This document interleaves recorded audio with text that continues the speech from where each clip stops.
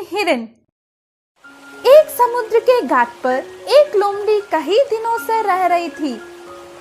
वह सभी जगह घूमने पर भी उसे अच्छा खाना ना मिलकर बहुत दिन हो गए थे। एक दिन वह लोमड़ी अच्छा मांस के लिए एक पास के जंगल में गई थी। उस जंगल में वह बहुत घूमी थी। आखिरकार में लोमड़ी को एक हिरन मिला। उसे अपने होशियारी से भोजन बनाने के लिए सोचने लगी। इतने में ही वह हिरन लोमड़ी के पास आकर कहने लगी, दोस्त, मैं आपको कभी भी इस जंगल में नहीं देखी थी और तुम कहाँ रहते हो? ऐसे बेगुनाही से पूछी। इधर मेरे वाले कोई भी नहीं है, इसलिए मैं पास के समुद्र के घाट में रहता हूँ। ऐसे लोमड़ी ने जवाब दिया। क्या? समुद्री घाट? मैंने तो ऐसे कभी नहीं सुना, बोलकर हिरन हैरानी से देख रही थी। मेरे सामने पूरा पानी ही पानी है। इतना पानी है कि समुद्र के उस पार भी नहीं दिखता। अगर तुम मेरे साथ आते हो तो समुद्र बताऊंगा।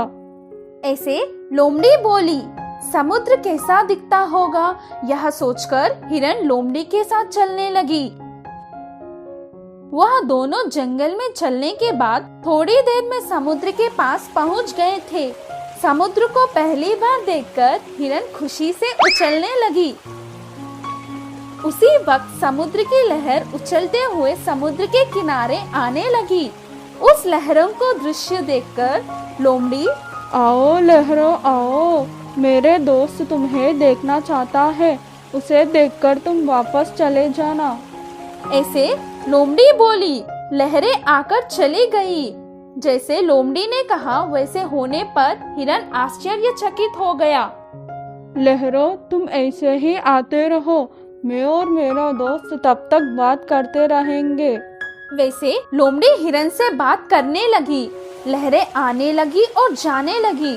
लोमड़ी और हिरन बहुत देर तक बात करने लगे।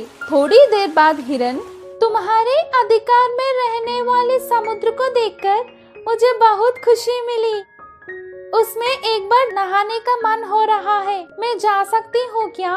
वैसे पूछने लगी हिरन। उसी समय का इंतजार करते हुए लोमड़ी जाने के लिए बोली।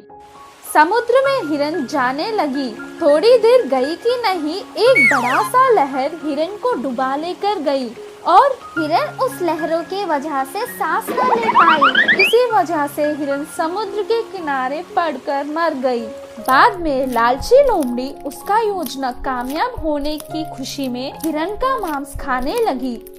इस कहानी की सीख यह है कि दूसरों के बात में कितना सच है, यह जानकर उसके बाद आगे बढ़